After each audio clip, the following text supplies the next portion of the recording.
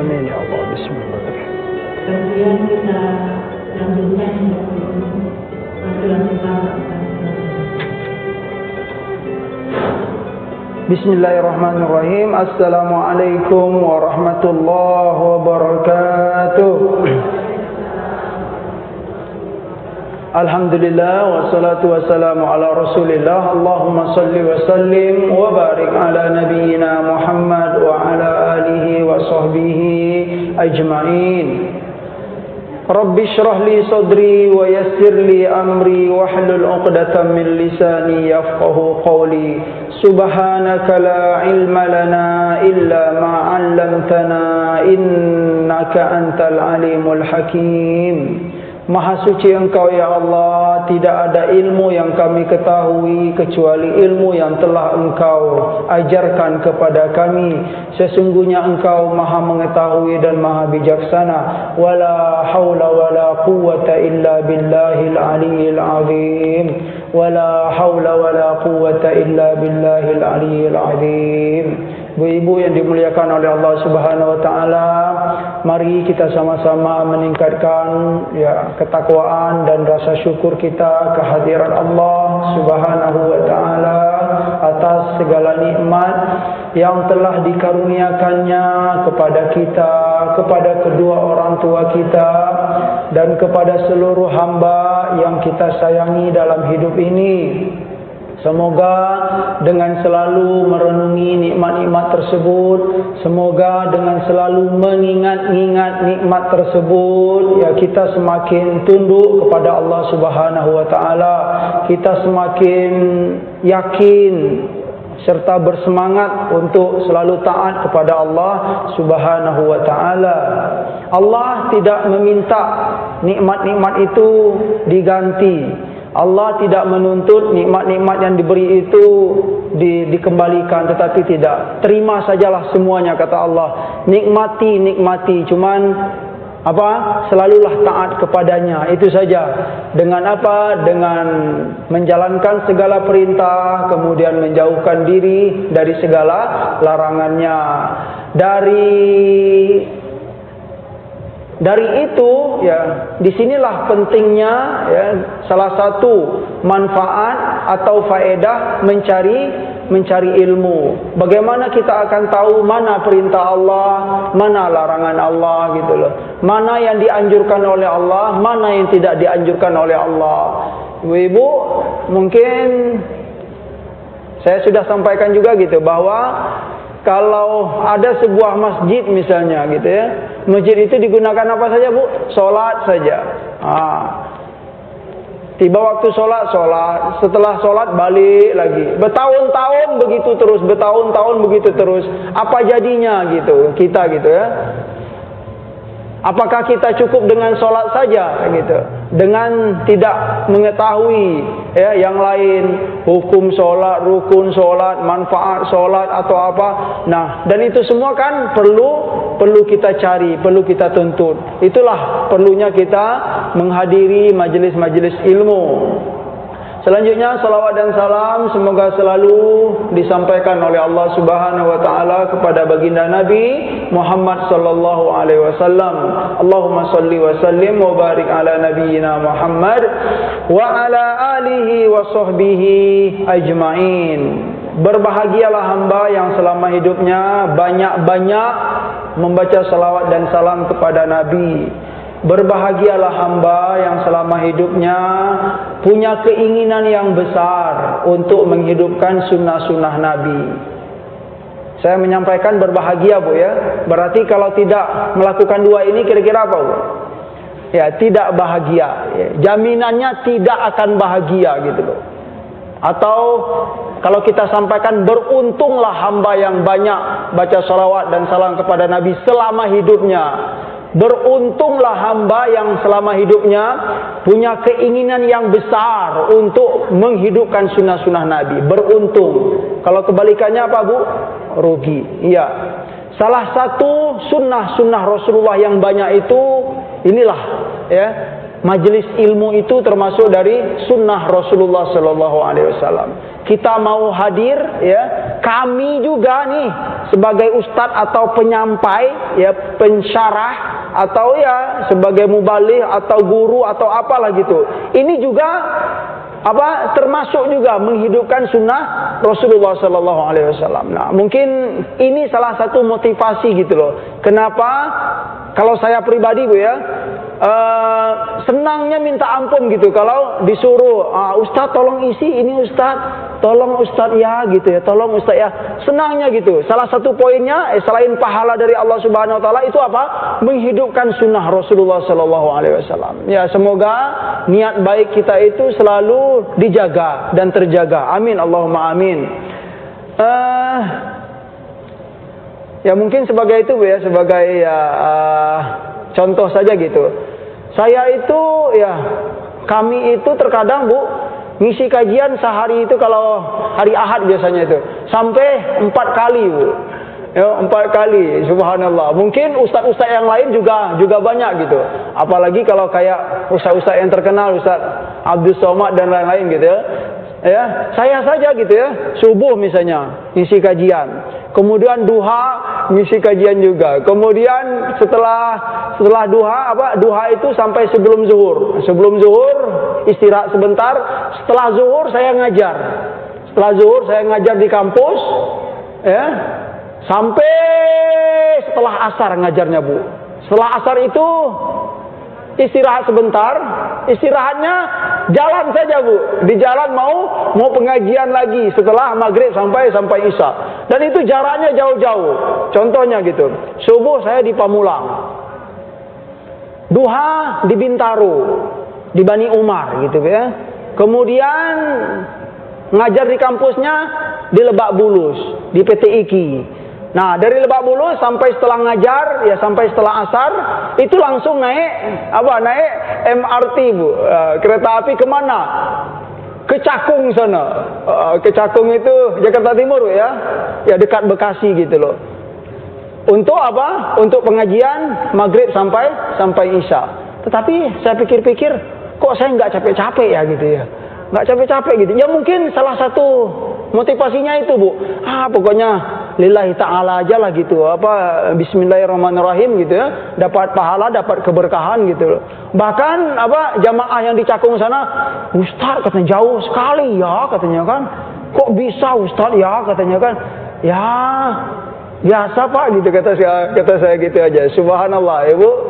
Jadi ya yang ingin kita sampaikan juga di sini, ternyata motivasi yang paling gede itu memang dari Allah dan Rasulnya gitu Bu. Kalau kita bahasakan lainnya, kalau kita ingin mencari motivasi untuk hidup selalu semangat itu apa? Dari Al-Quran dan hadis ternyata gitu. Kalau kita tahu itu ya, banyak rahasia-rahasia yang akan bisa menguatkan kita dalam hidup ini Bu.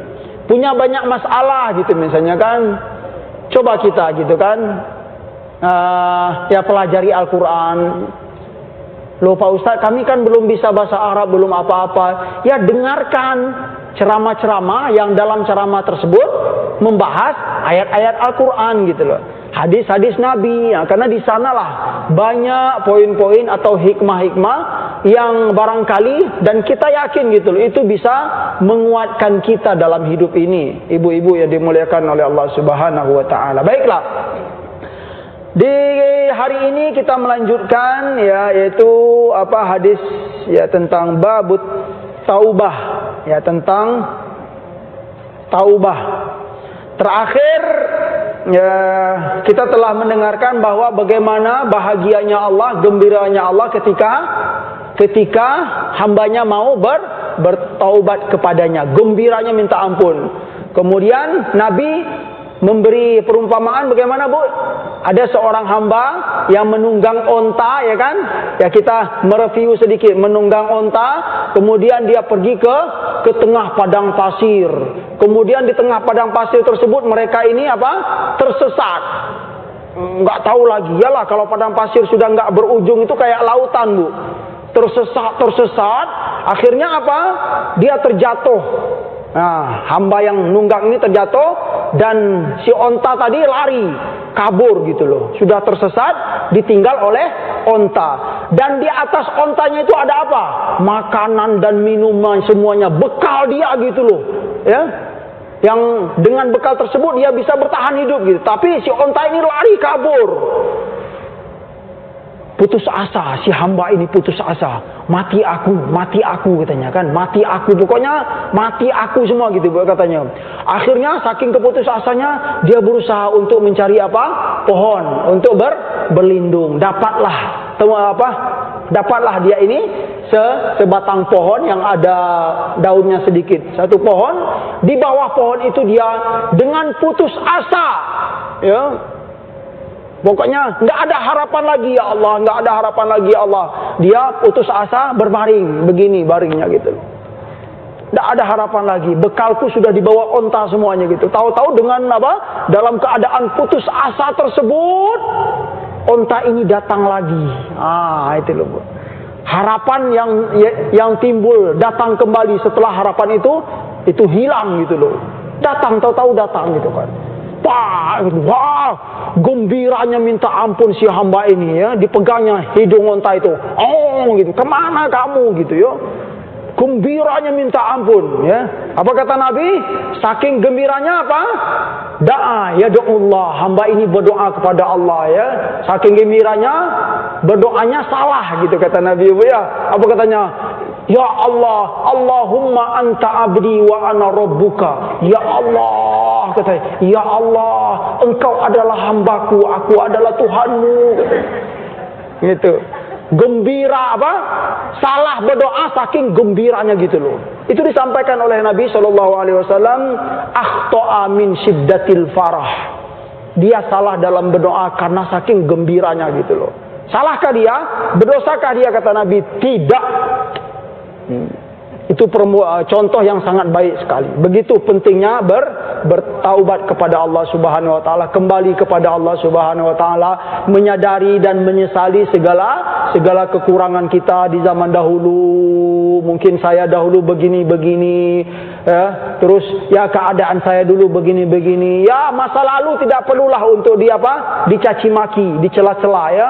Tidak, jangan salahkan siapapun ya. Ibu-ibu misalnya ya, kita menyalahkan papa kita, menyalahkan mama kita, tidak boleh ya. Itu sudah keadaan yang diberikan oleh Allah Subhanahu wa taala. Terima semuanya. Yang terpenting segala kekurangan, segala kekhilafan masa lalu ya, kita minta ampun kepada Allah Subhanahu wa taala. Dengan cara apa? Memperbanyak istighfar dahulu, istighfar. Memperbanyak loh, Bu. Dalam hadis itu disampaikan perbanyak. Nabi kata beliau apa? Beristighfar satu hari berapa kali, Bu? 7 kali. Dalam riwayat lain 70 kali. Dalam riwayat lain dikatakan sampai 100 kali. Itu Rasulullah yang sudah diampuni oleh Allah dosanya. Hikmahnya kenapa kita harus banyak-banyak beristighfar? Agar ya, dosa yang kita ketahui diampuni oleh Allah. Yang terpenting lagi apa? Dosa-dosa yang tidak kita ketahui. Itu dia. Salah satu hikmah dari memperbanyak istighfar. Mungkin gitu ya, banyak dosa yang tidak kita sadari. Banyak dosa yang kita tidak ketahui ya. Menurut kita itu baik, tapi menurut Allah itu tidak baik. Ya, bisa jadi hal itu terjadi dengan karena ketidaktahuan kita tentang ilmu tentang itu ya, ataupun dengan ya karena kelalaian kita dan kekhilafan kita. Dari itu perbanyak istighfar ya. Jangan merasa diri ini sudah bersih gitu. Pokoknya istighfar saja. Astaghfirullah wa atubu ilaih. Astaghfirullah wa atubu ilaih. Aku minta ampun kepada Allah dan aku bertaubat kepada Allah. Astaghfirullah wa atubu ilaih. Perbanyak itu, Bu. Ya. Baiklah, kita melanjutkan yaitu hadis berikutnya. Wa an Abi Musa Abdullah bin Qais al-Ash'ari radhiyallahu anhu anin Nabi sallallahu alaihi wasallam, inna Allah ta'ala yabsutu yadahu bil lail liyatuba musii'an nahar wa yabsutu yadahu bin nahari liyatuba musii'ul lail hatta tatlu'a asy-syamsu min maghribiha. Dari Abu Musa Abdullah bin Qais al-Ash'ari, sahabat Nabi radhiyallahu anhu, dari Rasulullah sallallahu alaihi wasallam bahwa Rasulullah sallallahu alaihi wasallam pernah bersabda, qala, sesungguhnya Allah, kata Nabi sallallahu alaihi wasallam, sesungguhnya Allah Taala membentangkan tangannya, ya, di malam hari, ya. Untuk apa? Untuk menerima taubat hambanya yang berbuat dosa di siang hari. Ya, Allah membentangkan tangannya di malam hari untuk apa? Untuk menerima taubat yang berbuat dosa di siang hari. Dibalikkan lagi, wa yabsutu yadahu bin nahar, dan membentangkan tangannya di siang hari untuk menerima apa? Menerima taubat hambanya yang berbuat dosa di malam hari. Artinya malam dan siang, kapanpun kita mau bertaubat kepada Allah Subhanahu Wa Taala, insya Allah pintu untuk bertaubat itu masih terbuka. Sampai kapan, kata Nabi? Sampai matahari terbit di barat, min maghribiha. Artinya apa? Kalau matahari sudah terbit di barat, itu sebagai, ya, menunjukkan bahwa pintu taubat telah tertutup. Nah, selagi matahari masih terbit di timur kemudian tenggelam di barat, berarti pintu taubat masih terbuka selebar-lebarnya. Itu hadis, subhanallah. Kemudian kita posisikan ke diri kita gitu loh. Ya, kalaupun kita pernah berbuat salah di malam hari, insya Allah di siang hari Allah akan terima taubat kita. Allah menunggu taubat kita. Jika kita pernah berbuat dosa atau kesalahan di siang hari, ditunggu waktu malam. Allah menunggu, ya, menunggu kita untuk bertaubat kepadanya.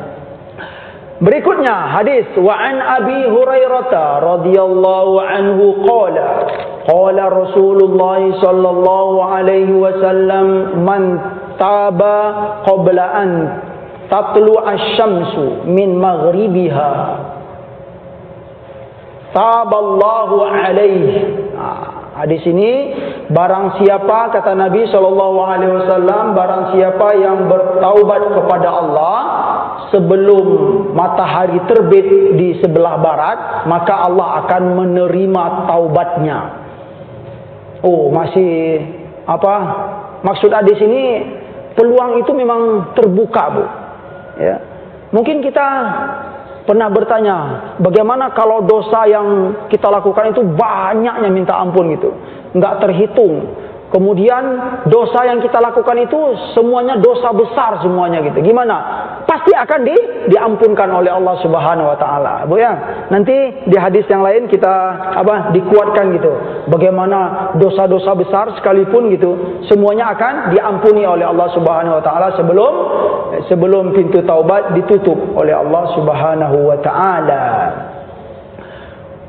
Hadis berikutnya, wa an Abi Abdurrahman Abdullah bin Umar ibn al-Khattab radhiyallahu anhuma, dari Abu Abdurrahman Abdullah ibn Umar, ya, bin Khattab radhiyallahu anhuma, ya, dari Nabi sallallahu alaihi wasallam qala, Nabi bersabda, inna Allah azza wa jalla yaqbalu taubata abdi ma lam yugharghir,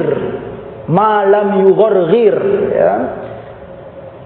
Hadis ini disampaikan oleh Rasulullah sallallahu alaihi wasallam bahwa Rasulullah sallallahu alaihi wasallam bersabda, sesungguhnya Allah azza wa jalla menerima taubat hamba malam yugharghir, selagi apa, Bu? Yugharghir itu, Bu, nyawa ini belum sampai di hulqum, ya, hulqum, ya, sampai di sini gitu loh, ya, tenggorokan gitu ya. Kalau secara bahasa yugharghir itu orang yang main-main dengan air gitu loh, Bu. Masukkan air ke sini gitu. Ya, secara bahasanya gitu ya. Tetapi makna sebenarnya, ya, sebelum nyawa atau ruh itu sampai di hulqum atau tenggorokan, ya. Selagi masih belum sampai, segeralah bertaubat ya kepada Allah Subhanahu wa taala. Tapi ya makna yang perlu kita sampaikan, jangan tunggu itu dulu gitu ya. Ya, jangan kita pahami kenapa belum bertaubat? Karena kan matahari masih terbit di sebelah timur Pak Ustaz gitu. Bukan begitu, kita tidak mengapa, Rasulullah tidak mengajarkan itu.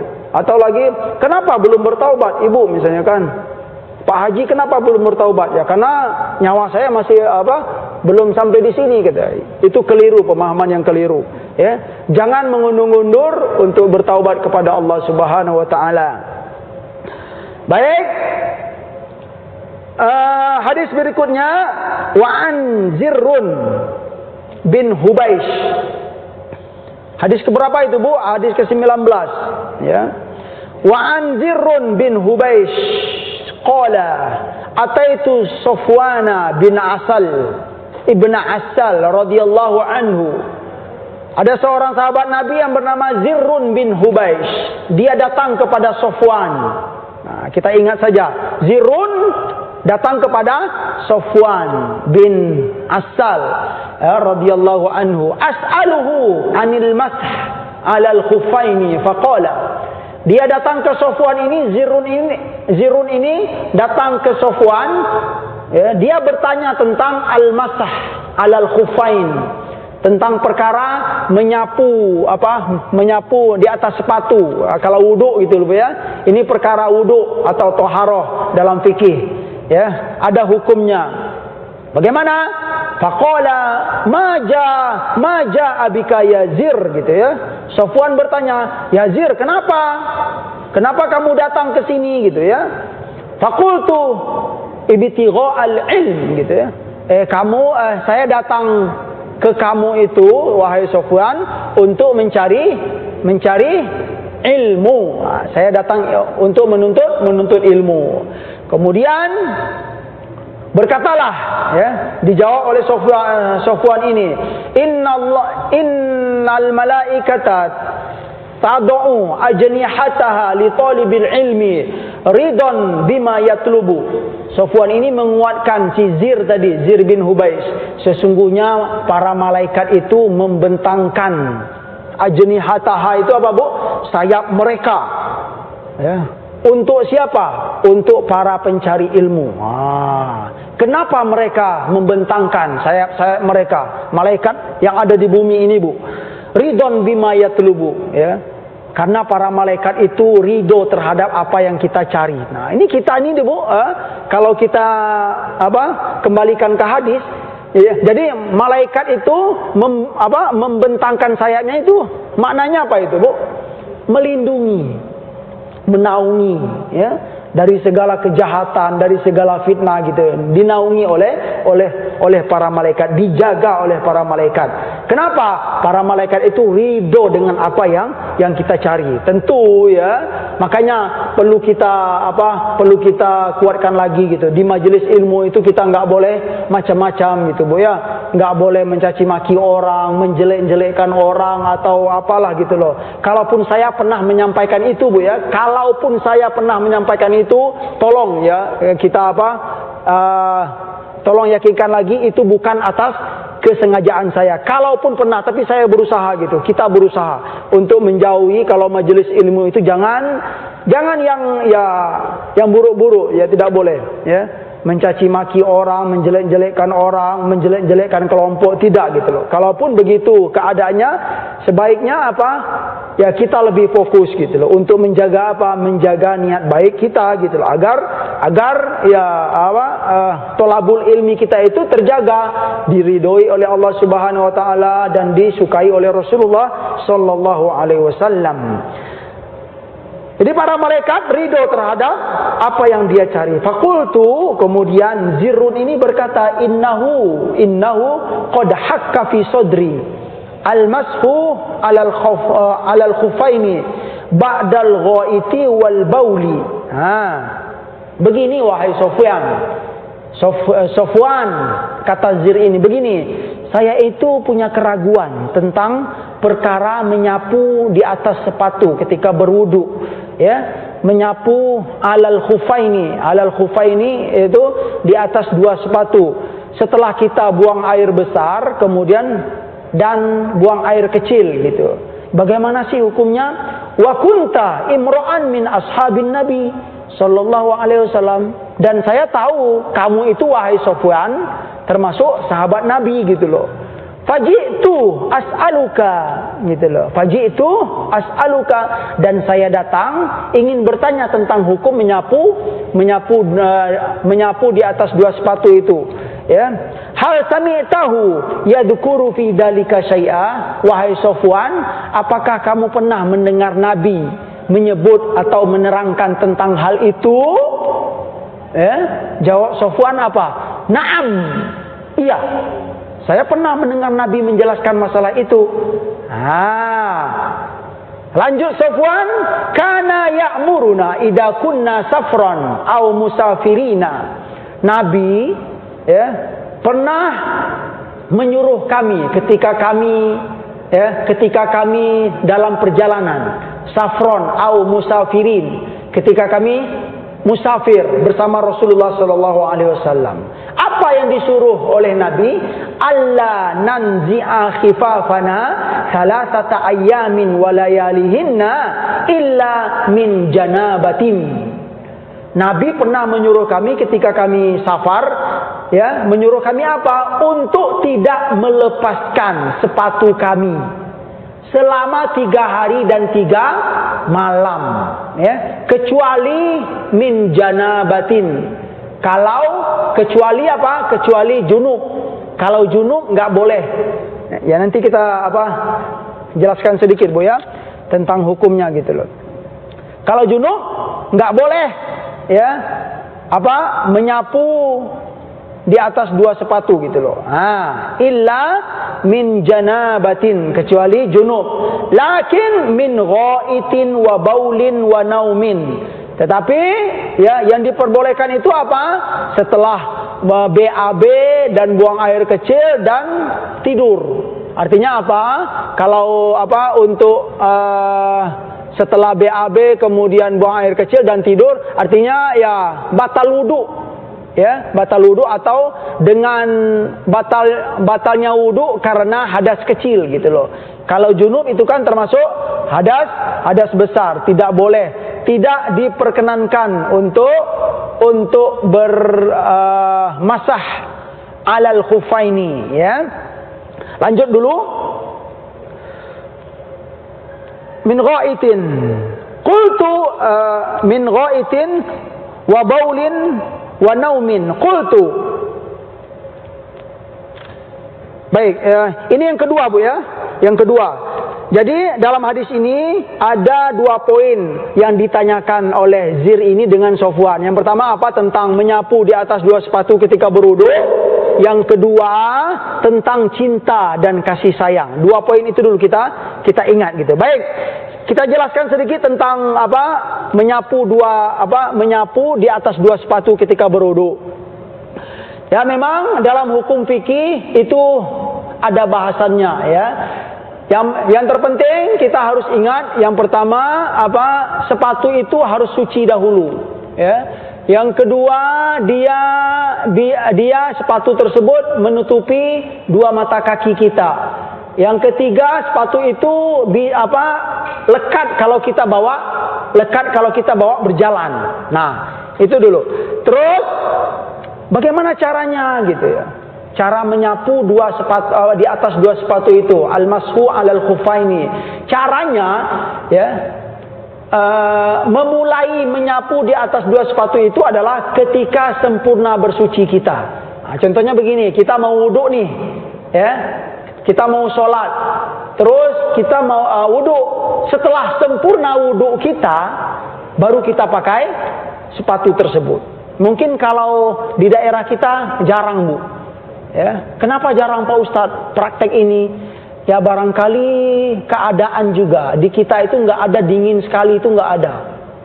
Ya, ini kan perkaranya seperti itu gitu, seperti keadaan. Kenapa orang nggak perlu berwudu dengan menyuci kaki gitu loh? Bisa sampai berapa? Ya, kalau musafir 3 hari 3 malam, kalau nggak musafir 1 hari saja. Itu dalam fikih Bu ya. Diperbolehkan kalau kita musafir bisa wudu ya wudu. Jadi setelah kita bersuci, kemudian kita pakai sepatu tersebut, ya kan? Kan sudah oke ya. Setelah bersuci pakai sepatu. Kemudian jalan-jalan waktu batal wudu kita. Kemudian kita mau sholat lagi. Nah, pas mau sholat ini, ya pas mau sholat itu, kita wudu seperti biasa. Pas nyuci kaki itu dimasah saja. Nah, nggak perlu dibasahi, dilap saja. Nah, yang menariknya lagi Bu, nyuci sepatu itu, ya masah itu apa? Mengelap. Masah itu mengelap begini ya, masah. Ya, makna masah dalam hadis itu mengelap, bukan apa? Bukan mencuci ya. Yang menariknya lagi, masah di sini bahkan dalam hadis itu, dalam hukum fikih juga gitu ya. Itu yang disapu di atas sepatu gitu loh Bu, bukan di bawah. Kan semestinya kita, loh yang kotor itu kan kakinya, kok di atas saja gitu dicuci. Nah ini ya menunjukkan juga gitu bahwa syariat Islam itu, hukum yang diterapkan oleh Nabi atau Allah itu ya, terkadang ada yang masuk akal, ada yang tidak masuk akal. Makanya para ulama menyampaikan, kalaulah gitu ya, semua hukum agama itu secara logika saja ini dicontohkan. Kenapa gitu ya? Ya, al-mashu 'alal khuffaini di atas gitu loh. Padahal kita yang kaki kotor itu di bawahnya, cukup itu saja. Nah, terus kenapanya gitu? Jangan banyak nanya lagi. Kalau sudah hukum sudah ditetapkan, biasanya ada hikmah, itu saja. Biasanya ada hikmah. Contoh sederhana gitu loh, untuk wudu gitu kan, ya. Yang buang kotoran kan bukan hidung, bukan apa segala macam, tapi ini yang disuruh dibersihkan. Iya. Nggak masuk akal ya. Iya ya. Memang tidak semua hukum Allah dan Rasul itu masuk akal, tetapi kita yang beriman jalankan saja. Ya, insya Allah itu pasti akan ada hikmahnya. Ya Bu ya. Contoh misalnya kalau itu daging babi misalnya diharamkan oleh Allah Subhanahu Wa Taala. Ada orang yang itu juga yang ingin mencoba gitu, bagaimana kalau daging babi itu kita bersihkan sebersih-bersihnya gitu loh. Pakai rinso atau pakai cuka gitu Ibu ya, atau pakai jeruk gitu ya, pokoknya bersih deh gitu loh. Bisa nggak? Akan merubah dari haram ke halal. Nah, mungkin secara logika bisa gitu loh, tapi enggak, bukan begitu. Karena telah ditetapkan oleh Allah Subhanahu Wa Taala. Sikap kita bagaimana? Barangkali ada hikmah di sana. Oh ternyata iya gitu ya. Daging babi itu kalau sekalipun dibersihi dengan cara apapun, mungkin di zaman ke depan ya ada teknologi yang sangat canggih gitu ya, tetap saja dia tidak akan menjadi halal karena sudah diwahyukan oleh Allah Subhanahu Wa Taala. Itu terima saja. Ternyata iya Bu ya. Ya daging itu memang sekalipun berbagai cara untuk membersihkan, tetap ya yang apa virus-virus atau cacing-cacing itu tidak akan apa mati gitu loh. Itu hikmah ya, Masya Allah. Sampai di sini tentang itu tadi sudah Bu, sudah paham tentang menyapu tadi? Apa? Iya kaos. Ya.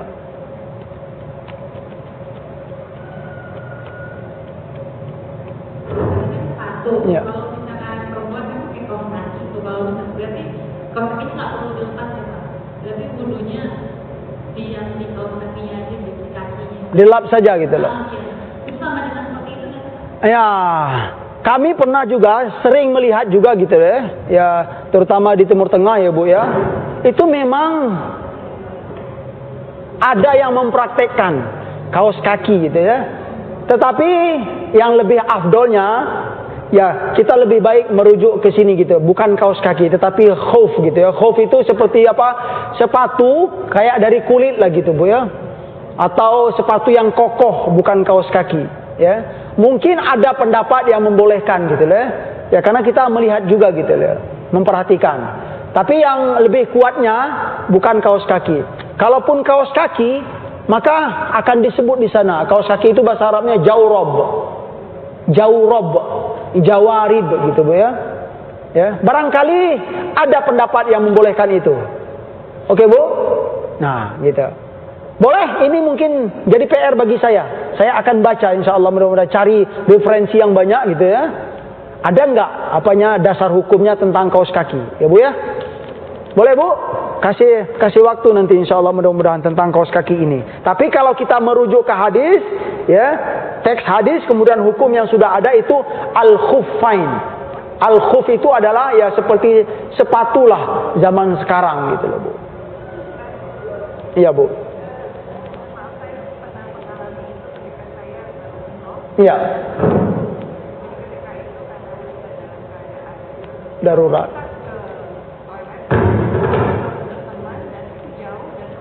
Ya.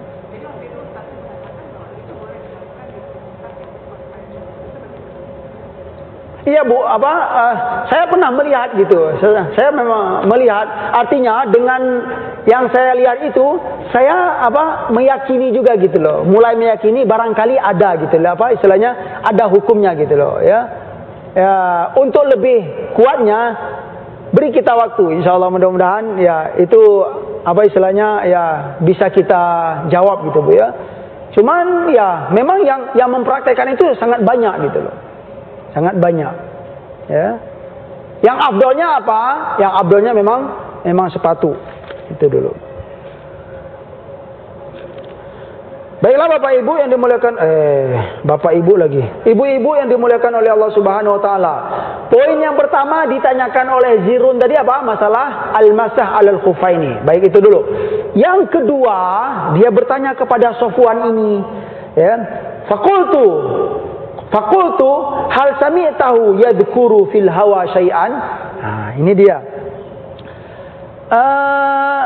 Dia bertanya tentang wahai Sofwan, kamu pernah nggak mendengar Nabi menerangkan atau menyebut tentang al-hawa? Hawa ini rasa cinta, rasa sayang, al-mahabbah. Sofwan menjawab, iya, saya pernah mendengar Nabi bercerita atau menerangkan tentang al-hawa. Hawa ini cinta Bu ya. Qala, Sofwan ini berkata, kunna ma'a Rasulillah sallallahu alaihi wasallam fi safarin. Fabaina nahnu indahu idh nadahu a'rabiyyun bisautin lahu jahwariyun. Ya Muhammad. Ya Muhammad. Nah, gitu ya. Jadi iya katanya, saya pernah mendengarkan Rasulullah menerangkan tentang cinta, tentang kasih sayang, tentang mahabbah. Yaitu kata Sofwan, suatu hari ketika kami dalam safar bersama Rasulullah sallallahu alaihi wasallam. Idnadahu a'rabiyun. Ketika itu ada seorang Arab Badui manggil Nabi. Ya, bisautin lahu jahwariyun. Manggil Nabi dengan suara yang kerasnya minta ampun. Bisautin lahu jahwariyin itu suara keras. Gimana? Disampaikan dia, dicontohkan sama Sofwan ini. Ya Muhammad, gitu ya, gitu. Tulisan dalam hadis. Manggil Nabi teriak-teriak gitu. Ya Muhammad, gitu ya. Fa'ajabahu Rasulullah sallallahu alaihi wasallam nahwan min sautihi, ya. Kemudian Rasulullah menyaut panggilan Arab Badui tadi. Nahwan min sautihi, mirip-mirip dengan suara dia juga gitu. Karena sebenarnya Nabi itu nggak biasa ya menjawab ngomong-ngomong keras gitu ya, yang keras yang tidak berakhlak lah gitu. Tetapi ya karena dia manggil yang keras juga gitu kan, Nabi mencoba nahwan min sautihi gitu. Ya kalaupun tidak sama. Apa kata Nabi? Haum kata Nabi. Haum itu artinya ya. Ada apa gitu kata Nabi. Ya. Terus fakultu lahu, kemudian Sofwan ini menegur orang Arab Badui tadi. Ditegurnya fakultu lahu, waihaka ughdud min sautika fa innaka indan Nabi sallallahu alaihi wasallam. Wahai orang Arab Badui, jangan begitu dong kata Sofwan ini. Ughdud min sautika, rendahin dikit suara kamu, karena kamu itu dekat Nabi. Maksudnya apa? Manggil suara keras tapi Nabi itu dekat sama dia gitu loh. Pokoknya mungkin kebiasaan orang Arab Baduy ini. Wa qad nuhita an dzalika. Dan kamu itu sebenarnya sudah dilarang untuk berbuat itu dalam Islam gitu loh. Nabi itu melarang sebenarnya. Ya, wa qad nuhita an hada. Faqala wallahi la aghdud. Kemudian si Baduy ini menjawab dengan lantang gitu. Demi Allah, aku nggak akan merendahkan suaraku manggil Muhammad katanya. Lucu juga sih sebenarnya ya. Memang kelihatannya nggak berakhlak gitu loh, nggak beradab. Tetapi dia pedenya minta ampun gitu. Wallahi, aku nggak akan merendahkan suaraku untuk manggil Muhammad. Qala al-A'rabiyyu. Kemudian dia menyampaikan sesuatu yang sangat berharga. Apa kata Arab Baduy ini? Al-mar'u yuhibbul qaum, ya, walam yalhaq bihim, walamma yalhaq bihim. Ya, ternyata dia ingin mengungkapkan rasa cintanya kepada Nabi, Bu. Apa kata dia? Al-mar'u yuhibbul qaum. Seseorang mencintai seorang, ya, seseorang juga. Seseorang mencintai kaum. Yang maksudnya di sini apa? Aku itu mencintai Muhammad. Walamma yalhaq bihim. Sekalipun aku tidak seperti Muhammad, ya. Baik amalan, kesolehan, ketakwaan kepada Allah, aku tidak seperti Muhammad. Tetapi apa? Aku mencintai Muhammad. Al-mar'u yuhibbul qaum walamma yalhaq bihim. Itu ungkapan yang disampaikan oleh Baduy ini, Bu. Melihat itu, Rasulullah Shallallahu Alaihi Wasallam ternyata menguatkan si Baduy ini. Apa kata Nabi? Al-mar'u ma'aman ahabba yaumal qiyamah. Seseorang itu nanti akan dikumpulkan oleh Allah Subhanahu wa taala di akhirat bersama orang yang ia cintai. Sekalipun enggak sama. Itu menarik ternyata. Ya, maksudnya di sini apa, Bu? Ya, baik, kita itu dulu kita jelaskan sedikit, Bu, ya. Orang Arab Baduy kita tahu sama kayak di kita lah gitu. Orang Baduy itu tidak berpendidikan tinggi, tidak banyak mengerti tentang hukum halal haram atau apalah gitu. Bahkan adat-adat mereka, kebiasaan-kebiasaan mereka pun juga berbeda dengan kita. Banyak sekali ya dalam riwayat hadis itu, Bu. Contohnya kalau mereka mau buang air kecil atau buang air besar gitu ya. Standar mereka itu gimana, Bu? Standarnya lihat kiri kanan saja gitu loh. Nggak ada orang bisa. Kalau ada orang tahan dulu. Memang itu kebiasaan gitu loh. Ya mungkin karena memang lingkungannya begitu. Ya, orang Arab Baduy kan di padang pasir, ya kan? Padang pasir memang begitu keadaannya. Jangan mikir WC, toilet, enggak gitu loh. Memang enggak ada gitu. Jadi memang darurat. Nah, mungkin keadaannya berbeda dengan keadaan kita. Kemudian cara-cara manggil mereka gitu. Mungkin ya karena memang suara di tengah padang pasir itu kalau pelan-pelan enggak terdengar, sama kayak orang hidup di tepi pantai, Bu, ya. Manggil orang dekat tapi suaranya wah gitu. Orang Baduy ketemu sama Nabi. Nah, dalam hukumnya kan enggak boleh gitu. Terutama manggil Nabi. Ya, selain Nabi, iya, nggak boleh kita ngomong-ngomong keras gitu, manggil keras gitu loh, manggil guru, manggil ustadz, manggil orang tua kita, manggil ayah ibu, manggil orang yang terhormat, ya, pemimpin suatu kaum, bapak-bapak yang diangkat menjadi pemimpin di daerah kita dengan suara yang lembut, ya, dalam Al-Quran gitu ya. Disebutkan seperti dalam surat Luqman, jangan kamu keraskan. Waghdud min sautika. Ini pesan Sayyidina Luqman kepada anaknya, putranya. Waghdud min sautika fa inna ankarul aswati la sautul hamir. Wahai anakku, kalau ngomong itu pelan-pelan, rendahkan suaramu, karena sejelek-jelek suara itu adalah suara keledai. Dalam surat Luqman. Ibu-ibu pernah dengar suara keledai nggak? Di Indonesia nggak ada keledai, makanya nggak ada. Ya kalau di Mesir, di Sudan ada. Saya sering dengar keledai, Bu. Di bawah rumah itu kalau pagi-pagi biasanya. Pengen tahu suara keledai? Saya contohkan, Bu, ya. Ya, Bu, gini. Nah gitu suara keledai. Iya. Dan itu menarik. Ada dalam Al-Quran loh. Ya.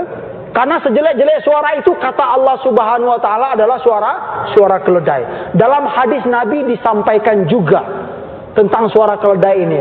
Kalau kamu mendengar suara keledai, fasta'idz billah, maka berlindunglah kepada Allah. Kalau mendengar suara keledai itu ngapain kita, Bu? Berta'awuz. A'udzubillahi minasyaitonir rajim. Ya, karena keledai berteriak itu bukan setiap saat, ada waktu-waktunya. Barangkali di sana ada sesuatu yang tidak baik. Nah, atau syaitan atau jin yang jahat gitu ya, dia berteriak. Jelek suaranya. Jadi, ughdud min sautika, rendahkan suara. Terus ada yang nanya, Pak Ustadz kok ngomongnya keras-keras gitu loh. Aduh, kena lagi Pak Ustadz gitu ya. Enggak, kalau Pak Ustadz ngomong ini memang untuk semangat gitu, agar kita enggak ngantuk gitu. Dan saya jujur saja Bu ya, jangan dianggap saya ngomong keras itu memang negatif, tidak ya. Saya memang lebih suka kalau pengajian itu ya semangat gitu loh Bu ya. Juga kita semangat Bu ya. Coba bayangkan gitu, kalau saya dari awal sampai akhir, Bu Ibu, apa kabar Ibu-ibu, katanya kan. Jawabannya pun alhamdulillah, katanya. Waduh, nggak kebayang gitu. Apa yang akan terjadi gitu. Akhirnya saya tidur, ibu-ibu tidur. Pas bangunnya shadaqallahul azim, katanya kan. Aduh. Jadi nggak banyak manfaat ya kalau kita nggak semangat itu. Ya. Tapi dalam realita Bu ya, semangat itu memang kebanyakan menerima. Jamaah itu, ini yang saya perhatikan, kebanyakan menerima. Kalau kita berceramah atau semangat itu. Cuman beda lagi, ada ceramah, ada di kelas. Nah, kalau saya di kampus nggak mungkin saya begini-begini. Wahai mahasiswa, gini-gini, nggak mungkin. Ya, gitu. Kalau di kampus saya biasa saja, baiklah. Hari ini kita buka begitu kalau di kampus. Ya, harus disesuaikan juga Bu ya. Kalau di mimbar bagaimana? Saya kebanyakan semangat ya kalau di mimbar. Cuman ada memang ya, mungkin jamaah atau bapak-bapak misalnya kan, mungkin beliau itu nggak tahu atau belum tahu gitu ya tentang bagaimana sebenarnya berceramah atau berkhutbah tersebut gitu ya. Saya pernah ditegur. Nah, ini nggak apa-apa ya sampaikan gitu ya. Saya khutbah Jumat pernah ditegur gitu loh. Padahal saya itu cuma ngangkat tangan begini saja Bu. Jadi hadis Rasulullah Shallallahu Alaihi Wasallam gitu kan, ngangkat tangan gitu kan. Cuman ya mungkin beliau ini belum tahu atau apa gitu ya, seperti keras sekali atau kesannya mengajari gitu loh Bu. Pas saya selesai khutbah ditegur sama beliau. Pak Ustadz, lain kali kalau khutbah jangan nunjuk-nunjuk dong katanya. Ya demi untuk nggak ada perdebatan, saya iakan saja. Iya Bapak, terima kasih Bapak, insya Allah saya akan coba itu Bapak gitu kan, gitu saja. Padahal Bu, kalau kita lihat riwayat hadis itu ya, Nabi itu kalau khutbah tahu nggak Bu ya, merah, ini merah. Begini Nabi itu berkhutbah, wah merah gitu loh. Merahnya bukan karena marah, bukan apa, mungkin karena menghayati saja gitu, itu saja. Yang perlu ditegur, nah ini mungkin saya nggak mau nyampain ke Bapak itu, biarlah mungkin kalau disampaikan akan nimbul kemarahan atau apa. Saya iakan saja, iya Bapak, saya akan mencoba untuk itu gitu saya gitu kan. Kalau saya sampaikan gitu kan, yang perlu ditegur dalam khutbah itu apa? Kalau baca ayatnya nggak benar, kemudian rukun khutbahnya nggak disebut, nah itu perlu ditegur, ya Bu ya. Atau ini atau lagi nih, khutbahnya terlalu lama, itu perlu ditegur. Karena dalam hadis apa? Khutbah Jumat itu khutbahnya pendek, sholatnya panjang. Itu perlu ditegur. Kalau masalah keras-keras atau itu bahkan dianjurkan. Nah itulah. Ya, berarti sudah tahu Bu ya, kalau saya ngomong dengan suara keras, jangan, wah Pak Ustadz ini nggak cocok dengan hadis ini Pak Ustadz. Perlu dikoreksi nih Pak Ustadz. Enggak. Ya. Tolong harap dimaklumi ibu-ibu yang dimuliakan oleh Allah Subhanahu wa taala. Baik. Ternyata apa? Arab Badui tadi dia enggak nerima. Wallahi aku enggak akan merendahkan suaraku. Ya. Dia Ternyata apa? Ingin mengungkapkan rasa cintanya kepada Nabi, sekalipun dia tidak seperti Nabi, akhlak, ibadah dan ketakwaan kepada Allah Subhanahu wa taala. Pelajaran bagi kita apa? Selama hidup ini, ibu-ibu, kita dianjurkan untuk bergaul dengan orang-orang yang baik. Kita dianjurkan untuk mencari sahabat-sahabat yang soleh. Kalau kita tahu, kalau kita pernah tahu ya, Ibu Haji itu misalnya gitu ya, dia rajin sholat malam, perlu kita gaul kepada beliau. Beliau itu loh, rajin puasa Senin Kemis loh, kita gaul kepada dia. Itu Bu pesannya. Ada seorang ibu ya, anaknya hafiz Al-Quran. Ya Bu ya, suruh anak kita teman sama dia, sama anaknya gitu. Itu contoh sederhana gitu. Sekalipun anak kita belum hafal Al-Quran, tetapi itu akan menjadi wasilah kebaikan untuk kita dalam kehidupan sampai ke akhirat nanti. Itu pesan yang terpenting. Ya, berusaha untuk mencari teman-teman yang baik, lingkungan-lingkungan yang baik, sekalipun kita belum seperti mereka. Ada perkataan yang terkenal dari Imam Asy-Syafi'i, ya rahimahullah. Apa kata Imam Syafi'i? Ana uhibbus solihina walastu minhum. Uhibbus solihina walastu minhum. Imam Syafi'i itu orang soleh, tetapi dalam perkataan beliau ini, beliau mengatakan, saya mencintai orang-orang yang soleh, saya menyukai orang-orang yang soleh, walastu minhum, sekalipun aku bukan seperti mereka. Nah, ini dari hadis ini juga ya, Imam Syafi'i itu membuat perkataan dari hadis ini gitu ya. Saya menyukai orang-orang yang soleh sekalipun saya belum seperti mereka. Saya suka orang rajin puasa sekalipun saya belum seperti mereka. Saya mencintai orang-orang yang suka ke majelis taklim sekalipun saya belum seperti mereka. Banyak contoh, silakan untuk kita praktekkan. Nah, semoga itu bermanfaat bagi kita semua. Baiklah, lanjutannya, almar'u ma'aman ahabba yaumal qiyamah. Kemudian fama zala yuhadithuna hatta dzakara baban minal maghrib masiratu irdihi aw yasiru rakib fi irdihi 40 aw 70 aman. Ini melanjutkan tentang, dan masih ketika itu Rasulullah SAW bercerita menyampaikan kepada kami, sehingga beliau menyebut baban minal maghrib. Baban itu bisa jadi maknanya sebuah pintu atau makna lain. Ya, para ulama menyampaikan wallahu a'lam apa maksud yang sebenarnya. Baban minal maghrib ya, dari sebelah barat. Masiratu irdihi au yasiru rakib fi irdihi 40 au 70 aman. Jadi perumpamaan antara maghrib ya, maghrib itu barat, ke timur itu Bu ya, disampaikan kira-kira kata Nabi SAW perjalanan ya, lebar arah barat dan timur itu lebarnya apa? Lebarnya atau yasiru rakib, seseorang menunggang tunggangannya atau kendaraannya untuk menempuh jarak maghrib tersebut dari barat ke timur itu sebanyak berapa? 40 atau 70 tahun. Nah, itu jaraknya ya, disampaikan oleh Rasulullah SAW.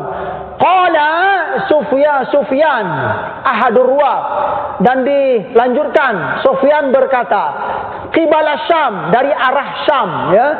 Khalaqahullahu ta'ala, yang telah Allah ciptakan ketika menciptakan langit dan bumi, maftuhan litaubati ya. Artinya apa? Tentang arah tadi gitu kan. Yang terpenting bahwa pintu taubat itu masih akan terbuka ya. La yughlaqu hatta tatlu asy-syamsu minhu. Pintu taubat itu masih tetap terbuka dan tidak akan ditutup oleh Allah Subhanahu wa taala sampai apa? Tatlu asy-syamsu minhu, sampai matahari terbit darinya tadi, maghrib tadi, gitu. Terbit ya dari sebelah barat. Nah, kalau sudah matahari terbit dari sebelah barat, maka pintu taubat telah ditutup. Subhanallah. Baik, dikit lagi ibu-ibu. Satu hadis lagi.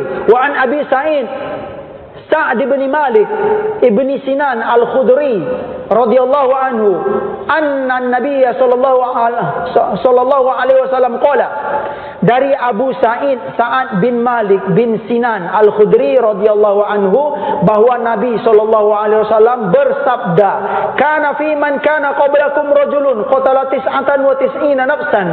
Ada di zaman dahulu, kata Rasulullah sallallahu alaihi wasallam, zaman dahulu ini dalam penjelasannya itu seorang Bani Israel, seorang hamba yang hidup di sebelum zaman Rasulullah sallallahu alaihi wasallam, yaitu Bani Israel. Dia membunuh sebanyak berapa orang? 99 orang. Itu kisahnya. Fasa'ala an a'lami ahlil ardh. Kemudian karena dia telah membunuh 99 orang, dia bertanya kepada orang yang paling paham yang ada di bumi, yang ada ketika itu maksudnya. Fadulla ala rohibin. Lalu seorang hamba yang membunuh ini ditunjukkan kepada seorang rohib. Rohib itu, rohib apa bu? Kalau bahasa kitanya rohib itu pendeta atau pastor-pastor yang ada di orang Bani Israel dahulu. Atau ya, pastor itu ya, dia identik dengan hanya beribadah saja. Kalau rohib itu beribadah saja bu. Ya, seperti yang ada di gereja atau sinagog. Nah, itu perumpamaan rohib. Fa'atahu, ya, kemudian dia mendatangi pendeta ini. Faqala innahu qatala 99 nafsan fahallahu min taubah. Bahwa disampaikan kepada rohib itu, wahai Bapak Pendeta, ini orang dia sudah membunuh 99 orang, ya. Apakah masih ada pintu taubat baginya? Ya. Faqala la. Pendeta ini mengatakan enggak ada lagi taubat kalau sudah 99 membunuh orang. Faqatalahu. Kemudian karena dia marah, dibunuhnya pendeta ini, bu. Ya. Orang mau taubat kok ditutup pintunya gitu. Allah saja enggak menutup pintu gitu ya. Ngamuk ini orang. Faqatalahu. Dibunuhnya pendeta ini. Fakammala bihi mi'atan. Bunuh satu ini ya jadi 100. Genap jadi 100 gitu loh. Wow. Summa sa'ala an a'lami ahlil ardh. Kemudian bertanya lagi kepada orang yang paling mengerti yang ada di lingkungan itu. Fadulla ala rajulin alimin. Nah, kemudian dia ditunjukkan untuk menemui seorang yang alim. Ibu, seorang yang alim. Beda dengan rohib tadi. Rohib tadi apa? Ahli ibadah saja gitu. Pendeta dan pastor itu biasanya mereka ngapain bu? Beribadah saja gitu ya, apa? Gini saja gitu. Tanpa tahu ilmu tentang Injil atau Taurat. Ya. Nah itu memang sudah menjadi realita gitu loh ya. Orang alim dikatakan faqala innahu qatalami atanafsin, dia sudah membunuh 100 orang loh. Nah, kira-kira bagaimana? Masih ada enggak pintu taubat baginya? Masih terbukakah pintu taubat baginya? Kemudian faqala na'am. Ya, orang alim ini dia mengatakan iya, masih ada pintu taubat baginya. Waman yahulu bainahu wa bainat taubati. Lalu apa yang bisa memisahkan antara dia dan pintu taubat? Nah, ini kata orang alim ini. Wah, mendapatkan perkataan itu tentu dia merasa lega ya bu ya. Orang yang membunuh 100 ini merasa lega. Intalik ila ardi kada wa kada. Orang alim ini mengarahkan, wahai bapak yang membunuh sudah 100 orang, pergi ke daerah ya ini dan ini gitu. Ya ditunjukkan kada wa kada. Fa in nabiha unasun ya'buduna Allah taala fa'budillaha ma'ahum. Karena di daerah itu kata orang alim ini, di sana ada hamba kaum yang beribadah kepada Allah Subhanahu wa taala. Kamu ikut beribadah bersama mereka. Itu pesan orang alim ini kepada yang membunuh 100.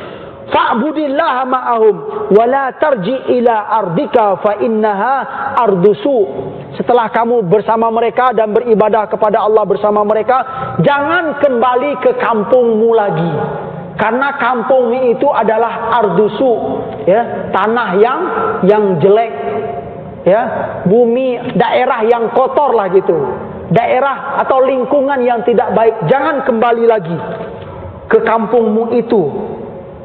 Fantolaqa, kemudian pergilah ia, hatta idza nasafat tariq atahul maut.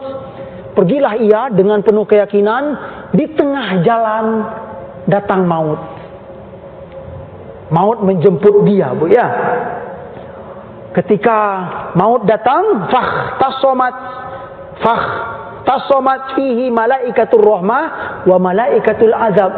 Ketika maut mendatanginya, malaikat rahmat dan malaikat azab bertengkar.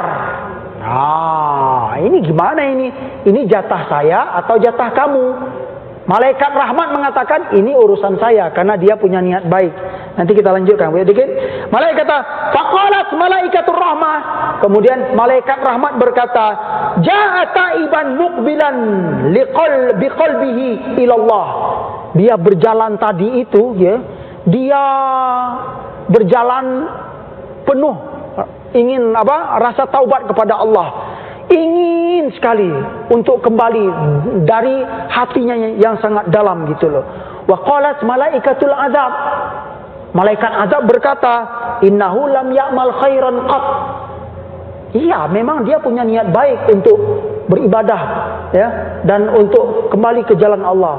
Tapi dia kan, kata malaikat azab, dia kan nggak pernah berbuat baik satu kali pun gitu ya. Belum pernah berbuat baik gitu loh. Setelah membunuh tadi, mana berbuat baik amal solehnya gitu loh. Fa'atahum malikun.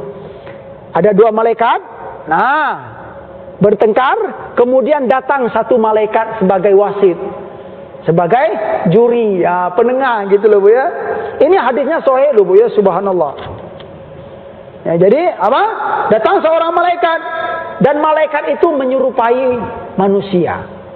Nah, malaikat yang datang yang ketiga ini sebagai penengah ini menyerupai manusia. Faja'alu bainahum hakaman. Kemudian dia menjadi hakaman. Hakaman itu juri, wasit yang akan menentukan mana yang sebenarnya. Kemudian dia berkata, malaikat yang tengah-tengah ini, qisu ma bainal ardi. Wahai malaikat rahmat dan malaikat azab, ukur di antara dua jarak, ya. Faila ayati huma kana adna. Kepada yang mana dia lebih dekat, ya. Ya. Fahuwa lahu, kalau dia lebih dekat ke daerah mana? Ke daerah yang baik tadi, yang taat tadi, maka dia baik, ya. Faqasuhu fawajaduhu adna ilal ardillati aradaha. Kemudian dia mengukur, ya, mengukur. Ternyata setelah diukur, oh ternyata dia lebih dekat ke tanah yang beribadah kepada Allah. Dari perjalanannya tadi setengah, oh sudah mendekati gitu, mendekati kepada tanah yang baik atau daerah yang baik, di mana daerah tersebut ada kaum yang beribadah kepada Allah Subhanahu wa taala. Muttafaqun alaih. Hadis ini diriwayatkan oleh Bukhari dan Muslim. Wa fi riwayatin fi sahihi, dan dalam riwayat lain, fakana ilal qurbati as-salihah aqrab minha bi shibrin. Dijelaskan dalam hadis sahih yang lain bahwa jarak dia lebih dekat kepada yang daerah yang baik tadi itu cuma sejengkal saja jaraknya. Bi shibrin. Dekat sekali. Cuman dekat itu menentukan sekali gitu bahwa dia sudah niat baik untuk kembali kepada Allah Subhanahu wa taala. Faju'ila min ahliha. Kemudian hamba yang membunuh 100 orang tadi ditetapkan untuk menjadi hamba yang baik, sama seperti orang yang beribadah kepada Allah, dan dosa-dosanya telah dihapuskan oleh Allah Subhanahu wa taala. Wa fi riwayatin fi sahih, juga dalam riwayat hadis yang sahih juga, fa'auhallahu taala ila hadihi an taba'adi wa ila hadihi an taqarrubi. Ya, dalam riwayat lain dikatakan Allah mewahyukan kepadanya apa? Kepada daerah ini menjauhlah kamu, dan kepada daerah ini mendekatlah kamu. Kalau mendekat apa Bu? Ke daerah yang baik, kalau menjauh ke daerah yang buruk tadi. Faqala qisu ma bainahuma. Ukurlah ukurlah di antara kedua daerah tadi. Fawajaduhu ila hadhi aqrab bisibrin. Ternyata setelah diukur hamba itu memang dia mati lebih dekat ke daerah yang baik. Bisibrin, hanya 1 jengkal tangan. Faghufira lahu. Kemudian dosa-dosanya yang besar tadi itu, dosa membunuh 100 orang itu, diampuni oleh Allah Subhanahu wa taala. Membunuh 1 saja itu dosa besar dalam Islam. Ini 100. Tetapi karena punya niat baik tadi, tidak peduli, Allah tidak peduli, ya, hapus semuanya, ya, semuanya. Ghufira lahu, diampuni oleh Allah Subhanahu wa taala. Mungkin cukup itu, ibu-ibu yang dimuliakan oleh Allah Subhanahu wa taala. Kira-kira mungkin kita bisalah menyampaikan poin-poin yang penting apa yang kita dapatkan. Yang pertama, pintu taubat tidak, ya, tertutup, ya. Sampai kapan, Bu? Sampai matahari terbit di sebelah barat, atau dalam riwayat lain sampai hatta yughorghir, malam yughorghir, selagi nyawanya belum di sini, di hulqum, insyaallah. Semua. Kemudian perlu kita yakini, bertaubat jangan nunggu 2 ini dulu. Itu ingat, jangan nunggu 2 ini dulu, ya. Pernah berbuat salah, pernah berbuat khilaf, cepat bertaubat, ya. Seperti yang kita ketahui di awal, hukum taubat apa, Bu? Sunnah atau wajib? Sunnah atau wajib? Wajib. Bagi yang menganggap sunnah, maka mungkin ia akan mengundur-undur. Tapi hukumnya bertaubat itu wajib. Dari itu kita bersegera, ya, jangan diundur-undur. Dari kisah ini semoga banyak manfaat yang kita ambil. Mencari teman yang baik-baik, lingkungan yang soleh, itu juga, Bu, ya, itu sangat dianjurkan. Kemudian beda orang alim dengan orang yang tidak alim dalam hadis ini. Kalau orang yang tidak alim seperti orang rohib tadi, mencelakakan dirinya, nggak ngasih manfaat untuk orang lain, ya kan? Dia nggak ngasih solusi kepada orang yang mau bertaubat. Pastor tadi, bahkan dia dibunuh oleh pembunuh ini, nggak ada manfaat. Artinya apa? Keutamaan orang yang berilmu, ya. Orang berilmu dia memberi manfaat untuk dia dan memberi manfaat untuk orang lain. Jalan keluar dari segala masalah. Terima kasih atas segala perhatian. Mohon maaf atas segala kekurangan. Wassalamualaikum warahmatullahi wabarakatuh.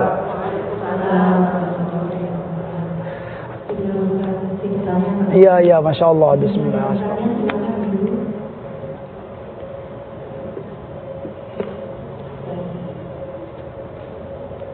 Maaf terlambat dikit, Bu, ya, sudah hampir.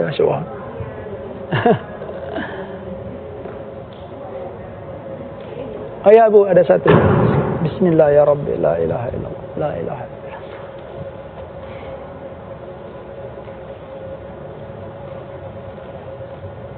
Assalamualaikum, Ustaz. Waalaikumsalam. Saya cuma mau tanya yang tadi.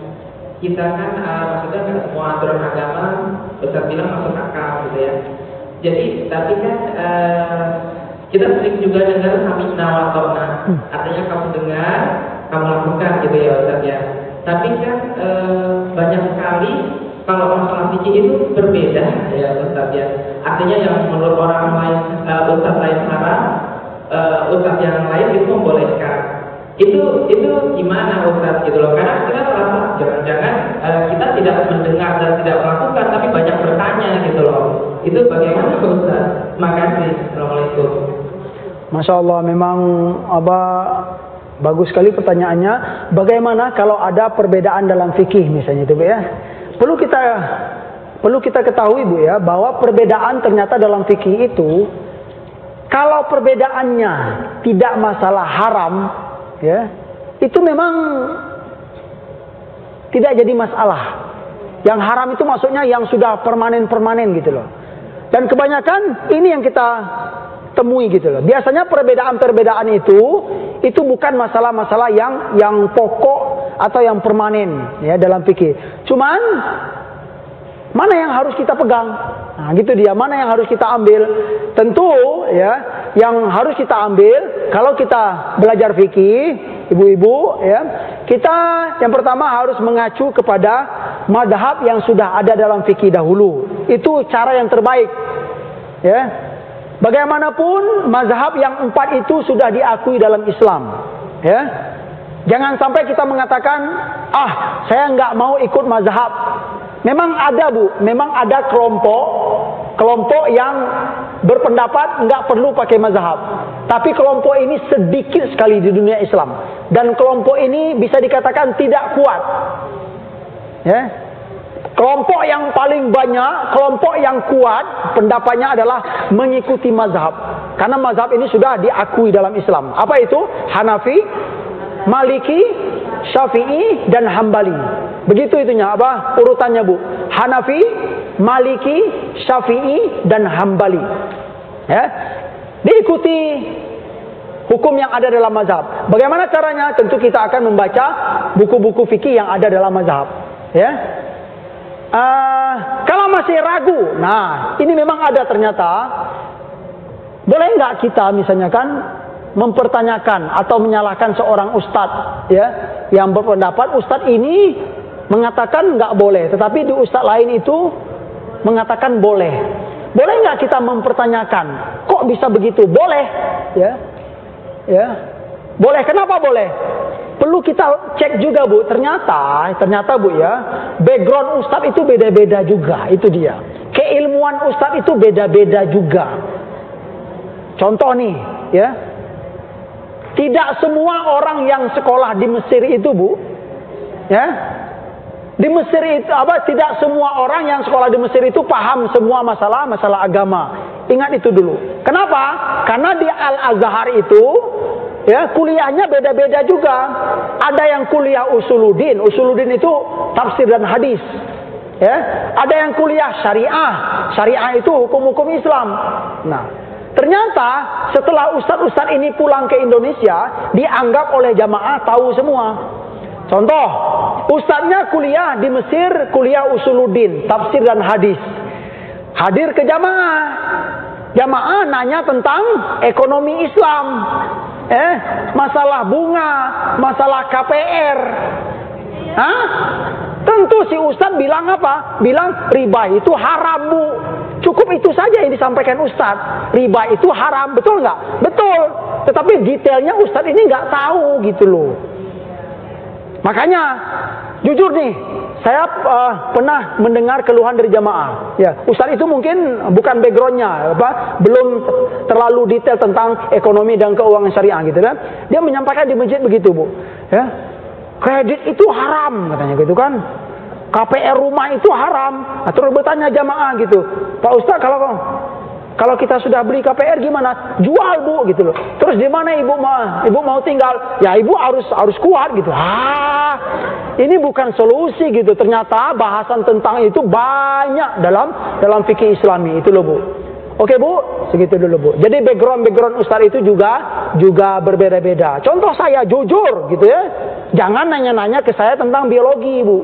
Ya, nanya-nanya tentang fisika, nanya-nanya tentang kedokteran, jangan gitu loh. Makanya dianjurkan para alim ulama itu dianjurkan berapa istilahnya?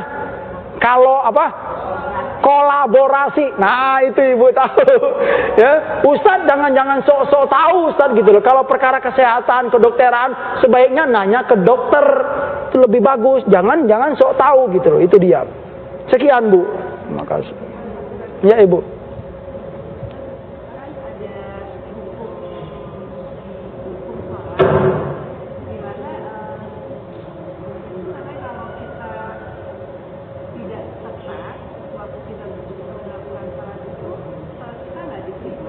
Iya. Tapi yang saya lihat, saya sangat mengerti pada saat mungkin waktunya juga buat saya diberitahu saya masuk di alhamdulillah saya tidak. Tapi kalau misalnya tidak seperti apa untuk kalau memang tidak terima misalnya yang harus tidak terhalang oleh mukena, ini khususnya perempuan Pak Ustadz, dan saya tuh banyak sekali melihat ibu-ibu tuh banyak sekali melakukan cara seperti itu. Kalau memang itu sesuatu hal yang sholat kita tidak diterima kan kasihan. Iya, jangan. Itu masalahnya ya seperti itu aja, telapak tangan tidak boleh terhalang sama wajah kita. Jidat hidung ya. Dan apakah kalau kita melihat orang tersebut kita hanya dia belum tahu apakah itu tidak berdosa atau gimana hukumnya? Baik, Masya Allah. Soal yang bagus tentang bagaimana mengukur gitu ya, standar kemudian ukuran sholat itu diterima. Memang sederhana Ibu, sholat dalam sholat tersebut ada rukun, syarat dan wajib gitu ya. Untuk perkara-perkara sederhana tadi, bagaimana kalau ada seorang sholat yang jidatnya tertutup atau ya terhalangi oleh gitu. Itu sebenarnya masalah yang sangat yang tidak terlalu itu Bu, yang tidak terlalu beresiko gede gitu loh. Jadi kita diperbolehkanlah untuk ya beramah-ramah di sini gitu. Jangan terlalu kasar-kasar gitu loh ya. Lain lagi kalau dia sholat nggak pakai wudhu atau sholat maghrib 4 rakaat itu perlu kita pertegas. Paham Ibu? Terus bagaimana? Boleh nggak kita misal melihat ibu itu gitu kan? Mungkin beliau nggak tahu, cari jalan untuk memberitahu dia. Itu bagus ya. Amal kebaikan bagi kita. Cuman caranya cara yang baik. Bisa jadi dia belum tahu atau lupa gitu. Oh iya ya, saya nutup ini. Itu memang termasuk syarat sujud yang diterima. 2 telapak tangan, kemudian ruku, kemudian kaki Bu ya, kemudian ini dan hidung Bu ya. Itu sederhana. Kalaupun kurang-kurang sedikit, misalnya kan ini contoh nih, terhalang dengan mukena sedikit, kemudian ya kita nggak boleh lah mengatakan, wah ini nggak benar, ini sholatnya nggak benjangan. Mana tahu dia sholatnya khusyuk gitu Bu ya. Mana tahu dia sholat khusyuk, hanya dengan perkara sedikit saja kita berani untuk menerima. Coba Pak, bandingkan gitu loh. Ada orang yang rapi, ini rukuk semuanya, rukuk sujudnya sempurna, wudu itu, tapi sholatnya nggak khusyuk, gimana itu? Hah? Mana berani kita Bu? Mana yang diterima coba? Sholatnya nggak khusyuk sekalipun rapi, atau sholatnya khusyuk tapi terhalang dikit. Saya berani mengatakan insya Allah ini yang diterima. Karena apa? Tujuannya itu Tujuan yang utamanya itu khusyuk dulu itu loh. Itu maksudnya. Oke Bu ya. Sekian dulu Bu. Ya barakallahu. Assalamualaikum. Waalaikumsalam Ibu.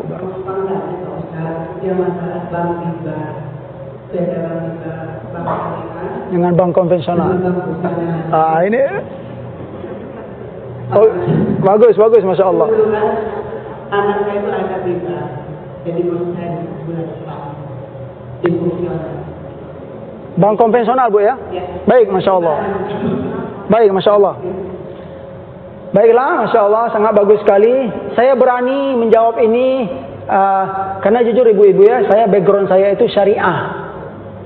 Background saya bukan hadis, tapi kalau baca hadis ya sama sajalah. Syariah itu kan berkaitan dengan hadis.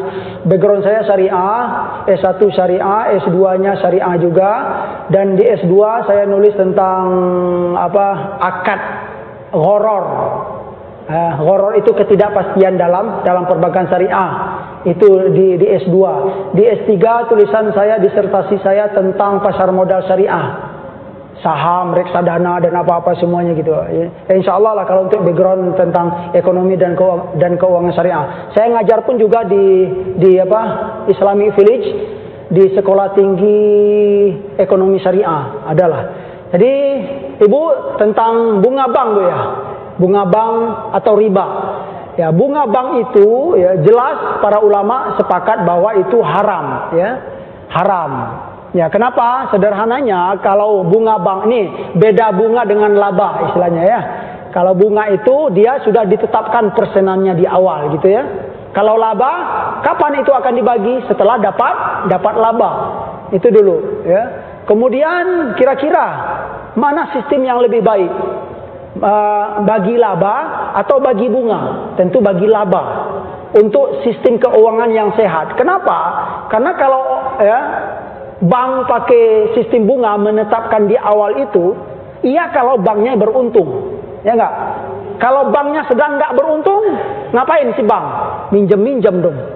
Ini ya, yang Yang dapat merusak sistem keuangan gitu. Minjem ke yang lain demi menutup bunga untuk nasabah. Makanya itu tidak baik karena memang sesuatu yang belum jelas. Makanya bunga dan laba itu berbeda, ya. Dan bunga itu kesepakatan para ulama memang haram karena dia termasuk riba. Terus bagaimana ini perlu itu juga Bu, perlu dijelaskan bagaimana dengan apa bunga dengan apa istilahnya dengan dapat bunga minjam apa hukum bunga dan hukum menyimpan. Ada juga kan bunga dari pinjaman atau menyimpan duit di bank contohnya gitu ya. Kalau kita minjam duit ke bank yang konvensional misalnya, tentu kita akan bayar bunga. Itu jelas ya. Itu adalah riba yang diharamkan dalam Al-Qur'an, yaitu riba Qur'ani. Minjam 100 juta, baliknya berapa? 120. Itu dia, ya. Terus bagaimana dengan kalau kita nyimpan duit di bank konvensional? Ya, apakah masalahnya masalah bunga juga? Apa Bu? Coba Bu. Masalah bunga atau tidak? Kalau nyimpan duit. Yang diharamkan di sana bukan masalah bunganya lagi. Tetapi apa? Masalah dana kita itu dikelola ke non halal. Nah, itu dia kalau di bank konvensional. Ya kan? Nah, dana kita itu dikelola ke non halal. Setelah dapat hasil baru dikasih. Berarti apa itu? Duit apa itu? Duit non halal. Nah, itu Bu. Terus bagaimana dengan anak saya yang kerja di bank konvensional? Ibu ya, para ulama menyampaikan ya, yang terpenting seseorang tersebut harus berniat dahulu untuk meninggalkan bank itu, niat untuk hengkang. Dalam niat tersebut dia berusaha ya dan berdoa kepada Allah, ya Allah beri hamba ganti pekerjaan yang lebih baik. Itu yang pertama Bu. Selama menunggu dia diperbolehkan, tidak berdosa. Ya Bu ya, diperbolehkan. Mau berapa tahun ya sebaiknya cepat-cepat lah gitu ya. Misalnya setahun belum juga dapat ganti, atau 2 tahun masih bertahan, tetapi dia ingin sekali dapat ganti yang baik. Selagi belum dapat dipersilakan ya. Itu dulu cara yang pertama Bu ya. Jadi nggak apa-apa Bu, bertahan dahulu, cuman harus ada niat. Cara yang kedua memang agak keras. Cara yang kedua itu niat langsung resign. Nah, ini bagi yang kuat, gitu Bu ya, bagi yang kuat. Bagi yang belum kuat, silakan pakai cara yang pertama, ya. Karena cara yang kedua ini keras ini akan berdampak juga gitu loh. Kalau kita resign dari bank, ya, gaji terputus dong. Bagaimana dengan istri, bagaimana dengan anak? Itu perlu dikaji secara syariah. Mau yang mana yang mau kita ambil? Mau resign langsung kalau memang kuat bagus, atau mau nunggu dulu sampai kita dapat pekerjaan pengganti? Itu juga diperbolehkan, bagus. Ya Bu ya. Cukup Bu? Sekian. Ya. Hah? Mantan. Ya. Kalau mantan, nah ini masalah bank syariah itu di Indonesia kan baru-baru ini Bu, ya kan? Ya katakanlah mulai dari tahun 90-an adanya bank syariah. Bagaimana dengan masa-masa sebelumnya? Itu kita harus melihat. Begitulah keadaan negara kita. Nah, tentu ya kita bisa mengatakan insya Allah itu akan dimaafkan oleh Allah Subhanahu Wa Taala. Selagi dia mengakui gitu bahwa iya ya Allah riba itu haram ya Allah, iya ya Allah bekerja di bank yang tidak syariah itu tidak baik. Tetapi zaman dulu belum ada yang syariah, bagaimana ya Allah gitu kan? Nah, itu insya Allah dimaafkan. Cuma dengan syarat Bu, kita harus mengakui bahwa riba itu adalah haram dan riba itu adalah dosa besar dalam Islam. Cukup itu dulu, semoga bermanfaat.